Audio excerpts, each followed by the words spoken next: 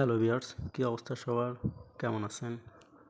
তো আজকের যে আবহাওয়া দেখেন, আমার ঘরের ভিতরে ক্যামেরাতেই বোঝা যাইতেছে আর কি কী পরিমাণ রোদ। এই গরমে তো মুরগির অবস্থা খারাপ। তো চলেন দেখাই মুরগির কী অবস্থা, একটু ভিডিওতে দেখাই আপনাদের।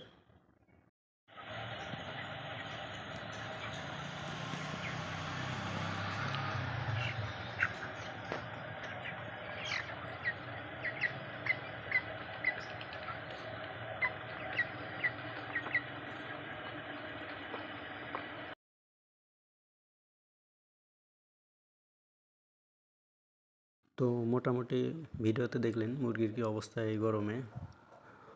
তো আমি গত 2 দিন আগে ভিডিও ছাড়ছিলাম যে 3 দিনের একটা ডোজ করার জন্য ঠান্ডা আমাশা এগুলার।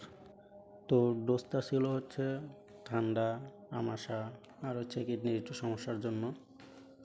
তো ওই ডোজটা করার পরে মোটামুটি আল্লাহর রহমতে মুরগিগুলো এখন বর্তমানে সুস্থ।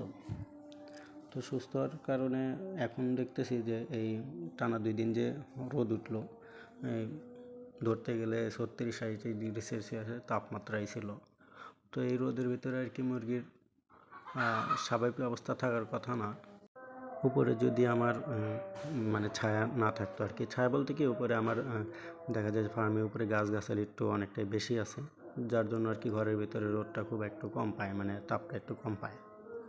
তো আমি এক বড় ভাইকে ফোন দিলাম যে ভাই, এই গরমের ভিতরে কয়দিন আগে 2-3 দিন, আজকে 3 দিন হলো অ্যান্টিবায়োটিকের ডোজ শেষ হলো ঠান্ডা আমাশার। তো এমতো অবস্থায় এখন কি আর কি স্যালাইন, এই গরমের ভিতরে স্যালাইন ট্যালাইন এইগুলো দেওয়া যাবে কিনা। তো বললাম যে, ও বললো যে আমার হাতে কী কী আছে। বললাম আমার হাতে সিভিট প্লাস, তারপরে কুলেবি, হাইড্রেট, হাইড্রোসল এই টাইপের কিছু আছে। তো বললো না, এগুলো না দিয়ে প্রাকৃতিক যে তোমার লেবু আর হচ্ছে খেজুরের গুড় যেটাকে বলে, ওটা তুমি পানিতে মিশায় খাওয়াই দাও। তো আমার প্রশ্ন থাকবে আপনাদের কাছে যে যারা ব্রয়লার পালন করেন আর কি, যারা আমার থেকে অভিজ্ঞ, আমি তো এটা প্রথম। তো আপনাদের কাছে এটা জানার থাকলো আমার যে আপনারা কিভাবে মানে এই দিনগুলো, মানে এই অবস্থা ফেস করছেন।